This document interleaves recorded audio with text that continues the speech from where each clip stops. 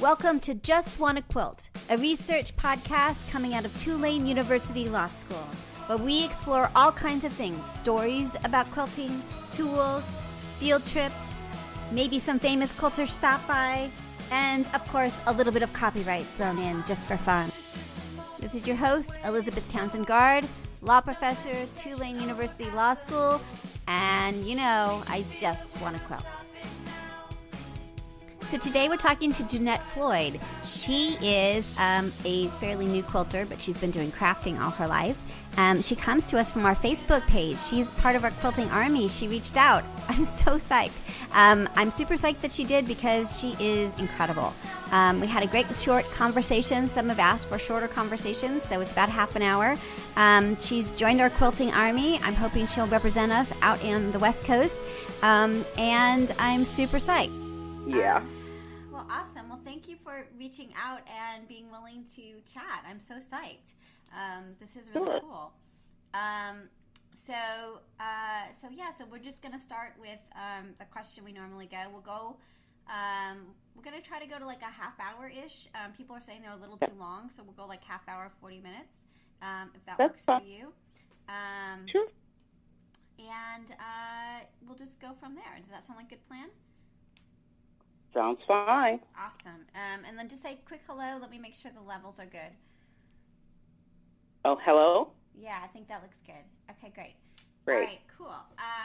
So we're going to start with the first question. Well, first I'm going to ask you to tell me your name and where you are, and then the question that we always start with. So, hello.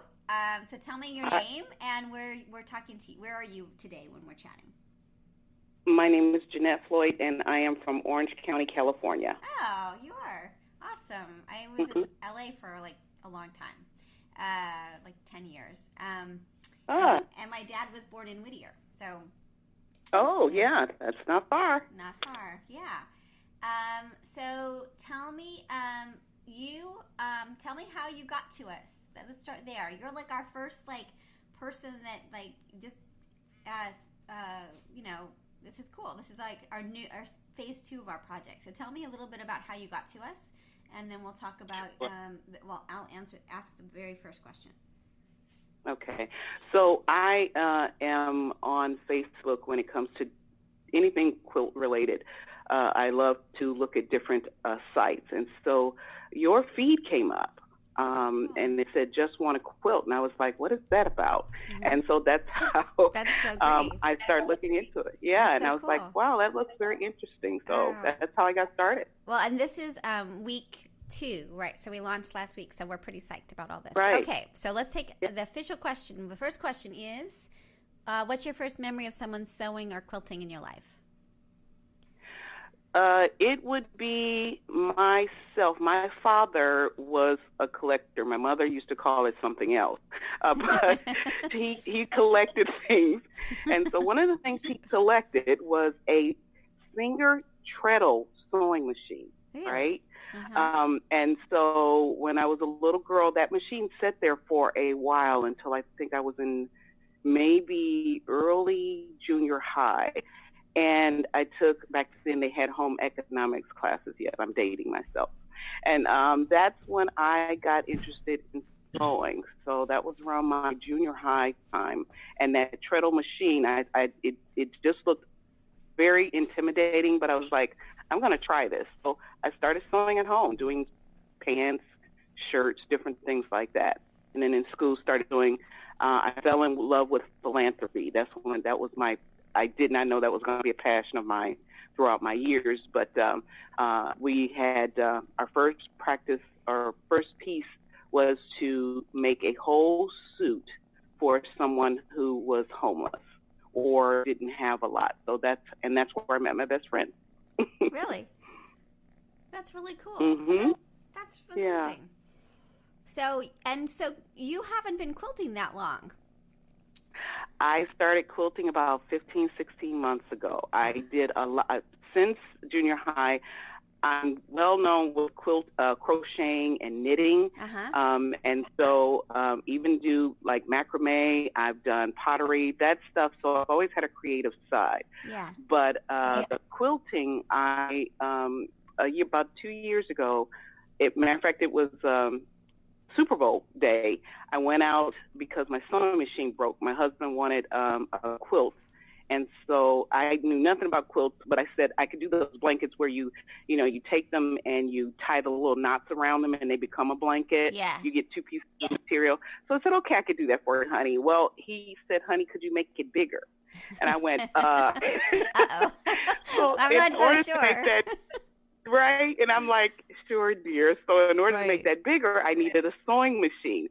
And I had a sewing machine off and on for years. This one, it was quite old, and so I went to go sew on it, and it literally broke. Really? So, yeah, it just broke. It wouldn't do anything else. The back, the tension, the thread started spooling out of it. It was a disaster. That's so funny. That day, Super Bowl day, I went out and found a sewing machine, and I hadn't seen machines in years, right? That was just not my area of expertise. Went to one of the stores, and the lady was explaining all of this stuff, and I went, oh, my goodness, these are computers. Right. They're not sewing machines anymore. Right. And so she said, well, we'll give you classes and things like that. And I went, okay, because it was so intimidating. It wasn't just a basic machine. Hugely intimidating. So did you end up getting like one of those fancy machines that day, or and how quickly did you buy? I did. I did. actually got a Husqvarna. I think it's called the Sapphire. And she said there's classes with it, and I said there has to be classes, otherwise I can't justify getting this thing because I don't know what to do with it. So I did. I went ahead, took a couple of classes, and I started doing a lot more philanthropy. I work with I was doing knitting and crocheting for Knots of Love and places like that. And so then for the sewing, I got to do something. So I started making NICU blankets and baby blankets for the homeless, and you name it. And I was going to a big box store, and the lady kept looking at me, and she said, Jeanette, you're just buying too much stuff. You should come to our guild because we do philanthropy, and that way you can get this stuff and you can just make it, because you just come in here, you do too much for a lot of the philanthropy, which is what we do. And I went, quilting guild, what is that? I didn't know what that was.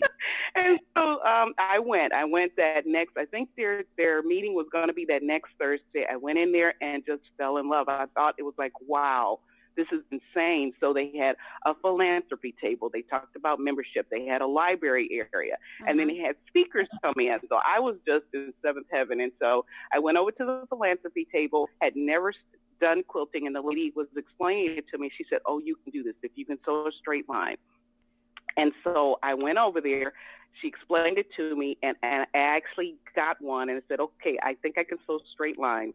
And she said, if you just do that, then that'll work. And so I did that for about a month, and I said, okay, I can do it. The fear started leaving me, because I was like, I can't do this. And I was comparing, right? And I said, there's just no way I can do this. And so they were teaching me bit by bit, and as they were, I was growing more confident and thinking maybe I could. And once I did that, I said, okay, I think I can do this. And I had bought a book about a little wonderful little lady you make, and it was an art quilt. And again, not knowing what I was doing, but I said, I know I can sew straight lines. Let's see if we can follow the pattern. And I did. And I said, well, I like adding things to it, right? So I added some embellishments, some beads and jewelry, stuff like that. And the lady who created the pattern, I called her and asked. That's the one thing about this quilting industry. Every time I've sent an email to someone or called someone or tried to reach out, every single person has responded back. Isn't that remarkable? I think that I find that too. I found that too. It's such a funny industry. I'm trying to figure out why that is. So it's super commercialized. There's lots of people in it. It's $5 billion industry, millions of us. And yet it still keeps that just email somebody and they respond back thing. And I love that about this industry. That, right? I think because naturally they're very caring and very giving anyway, because that's where my heart is. And so if someone would, if they reached out to me just by instinct, I would just reach out and talk. It's really cool. Right. Mm-hmm. And it's been wonderful. So so I learned. So who did you reach out to, and they responded back to you? Her name is Aisha Lamumba, and so I was asking her about. She has what's called a Scrappy Lady quilt, and I was asking her questions about the quilt, about the design, and she said, "Well, send me some pictures of it." And I went, "Okay," and so I did. Again, shocked, right? Because I'm going, she's so busy. She's world known, you know. And she said, "This is amazing." She said, "I'd like for you to do me a favor and send this." To it's going to be called it was the very first National African American Quilt Convention being held in Lawrence, Kansas. And I went, no. This is very again, cool. Comparing and thinking it's not good enough in my head. And so she said, trust me, it is. I would like for you to send it. That is so cool. And so did you? And I did. So I sent it, and it was there for the summer. This past summer, it was there for the very first convention. So I was really excited about that. Somebody felt that much of something, the very first thing that I did, and it just, again, it helped build my confidence even more. And so I'm really enjoying this experience. So do you think that like conventions and how important are like conventions and quilt guilds and entering that contest not entering a contest, but sending your quilt in? How important is that in terms of who you are as a quilter? For the conventions and things like that are definitely important. I'm still trying to master what all do I want to do when I grow up to be a quilter, right? Yeah, right. So, but these conventions, these guilds, the amount of information that they just are willingly going to share is just amazing. Even going into, we just had the road show here, right? Yeah, did you go? In California. Yeah, absolutely. I really wanted to go. The timing didn't work at all, but how was that? Did you enjoy it? It was fantastic. And what I love really the best about it is you can go up to maybe one of the vendors and you can honestly start asking them questions about different things. And what I like to do is get inspiration. They may be using their product one way, and my brain, I'm not sure why, but it does. I'll go, I can use this another way. Right. I'm more inclined to do more of the art things. Yeah. And so I'll see maybe some of the traditional formats that they're using. I'm going, I can use this to show maybe this in a quilt. So I keep a journal with me. Yeah. I do a lot of journaling because I have ideas. That's a great idea. Yeah, and so then I can put them down and I can do kind of quick designs and how I want them to work. And then I go look for things or see what would inspire me to make it the way I want to do it. So those are the things that I love about it. Besides, you can buy things, but there's a lot of things there that would inspire you. Hugely. So the show you're talking about is called Road to California, and it's one of the major quilting shows that happen around the country, right? Is right. It the one that's where was it? It was in Oxnard? Ontario, California. Ontario, right, Ontario, California. Right. Awesome. Okay, well, we're going to have a web page for you on our website, and I'd love for you to send me pictures of your quilts. But could you send me a picture of your journal too? Could you do a snapshot so people can sort of get a sense of how you're journaling? Because I always find that journaling I find it really stressful.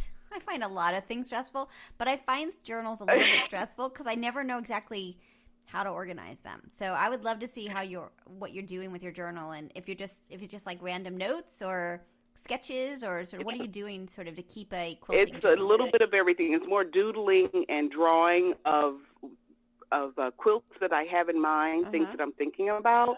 So it's more of the drawings, and then do I want to add some wording or beading to it, or is it going to? My thought now is I want to try a series, right? So I keep pushing myself, the boundary. Try a series, get into more training and places where you can learn more. So that's what my boundaries are now. I now know what a HST is, a half square triangle, right? Good job. I now understand. I now understand the basics of quilting. Now, how do I want to use them with the way I would like to do art? Love it. So that's where I am now. That's my journey this year. Super cool. Now, because you had won awards for crocheting and sewing and other stuff, do you find that what you bring to quilting is a little bit different? That are you willing to add in things that other people you don't see in other situations? Like, is there any crossover to your non-quilting life and your quilting life? It does. I have